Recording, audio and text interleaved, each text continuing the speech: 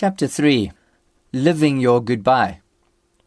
I think you should just call this lady and ask her. I could see Charlene was very excited as she pointed to the listing on the internet page flickering on an old computer screen. It had been 4 years since I had managed to treat my family to a holiday at the sea. During that week, I had been able to sense the longing in my dear wife's heart for a change of scenery.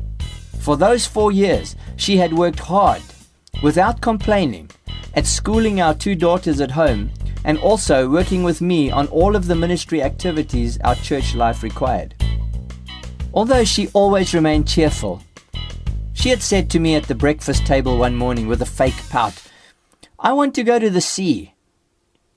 I had ached and smiled at her, and squeezing her hand desired more than anything in that moment to be able to do it.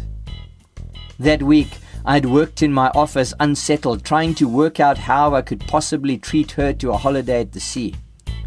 Charlene was such a grateful wife. She would get excited about the smallest of things, knowing they were gestures of kindness. How she appreciated even a cup of coffee. To see her cute smile reaching all the way to her friendly blue eyes was worth any effort anyone made for her. To take her to the sea, I knew, was the ultimate temporal gift. It was a Saturday morning. I poured out my heart before the Lord, asking Him please to allow me the opportunity to take my family down to the coast for a break. Like any father who loves his family, I wanted wonderful family experiences that would form lasting memories. I knew that the plan I had conjured up in my mind was a little on the reckless side, yet my desire to lavish blessings on my family had become even greater at the end of such a long stretch. I packed up my computer in my office and went inside the house. There stood my beautiful wife smiling at me to welcome me as if it were a special occasion. She always made it clear that she was happy to see me, even if I'd worked late or if I was just coming in for a meal or to pick up something I'd forgotten to take with me. "What brings you in so early?" she asked, smiling before hugging me with a kiss. I smiled back at her, knowing what I was about to say. Putting my computer bag down on the floor, I put my arms around her and whispered in her ear, "Would you like to go to the sea?" Her response was instant. She knew me well enough to know that I would never joke with her about something like that. She instantly knew I was serious. She bounced on the tips of her toes like a little girl at an ice cream shop. "Yes, yes, yes." "Shh," I said playfully, with big eyes, placing my right pointing finger over her lips. I looked around the room with teasing, exaggerated caution, as if I were a secret agent avoiding detection. "Don't let the kids find out," I whispered in her ear. She nodded mischievously with her teeth clenched in a broad smile and followed me to the computer the girls used for their schoolwork. In lowered voices, we discussed our options. I didn't tell Charlene how I was going to have to stretch the budget to make this holiday happen, but she knew it was an unusual privilege I was planning to pursue. We spent most of that Saturday morning looking for last-minute accommodation at the coast, something we could afford. Hours crept by. Our initial excitement faded as we scrolled through the prices, unable to find anything that was even close to the maximum figure we would be able to spend. For years, Charlene and I had dreamed about spending a holiday in a new set of holiday apartments at our favorite beach, Uvongo.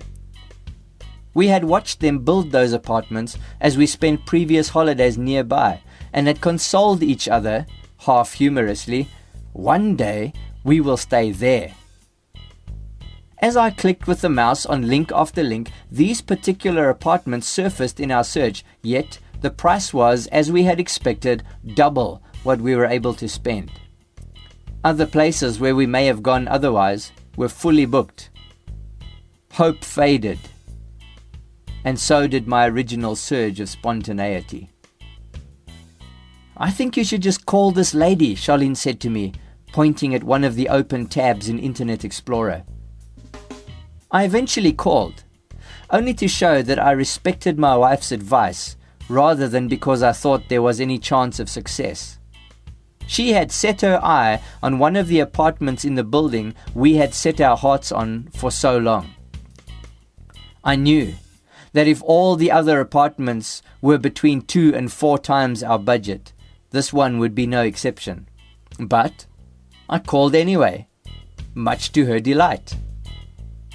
Nicole answered my call cheerfully. When I explained what I was planning, she was immediately happy to help me. To our even greater amazement, she offered that very apartment to us at the rate I had set as a maximum figure. We could afford it. Charlene could tell by the tone in my conversation with Nicole that this could really happen. So on Saturday, at about midday, I ended the call and smiled at my sweet wife, who had waited so long and so patiently and so contentedly for this moment. I have an idea, honey, I said, embracing her and looking down into her excited blue eyes. Yes, she retorted playfully. What is your idea? I whispered the words, let's go to the sea tomorrow, again looking around to make sure the girls couldn't hear me. She smiled broadly, nodding her head as if by that gesture it would all remain real, and it worked. The very next day, Nicole was waiting for us upon our arrival after 9 hours on the road. Her warm welcome will remain among my most cherished memories. For 2 weeks, our family was in paradise, living in an apartment that overlooked the breaking waves of the KwaZulu-Natal south coast. We slept with tall glass doors flung open, the sea breeze cooling us in that hot March weather. Not a shadow passed over that idyllic vacation. Toward the end of that vacation, I again succumbed to a further temptation to treat my family. Not far from where we were staying was a stretch of coastline called the Wild Coast, situated in the Transkei. A stone's throw from the Transkei border, a well-known hotel and casino group has operated a facility for years. Apart from their golf course and their casino, one of their major attractions is their Wild Waves water park. They spend many millions of dollars importing high-quality features from foreign destinations, making it a water park unlike any I have ever encountered. So, one sunny morning, we paid our entrance fee and found ourselves surrounded by an array of enticing water rides. From one to the next, amid the screams of delighted children, we climbed and skied and splashed ourselves to our heart's content. Toward the end of the day, Charlene and I found ourselves floating in a double tube, face to face, on the lazy river. We bobbed upon the gentle swells, drifting slowly in the yellowing rays of the setting south coast sun. We talked from time to time, but for much of that meander, we kept catching each other's eye. We smiled at one another, but didn't look away.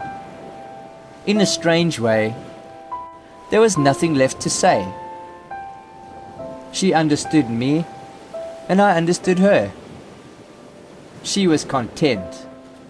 I was content.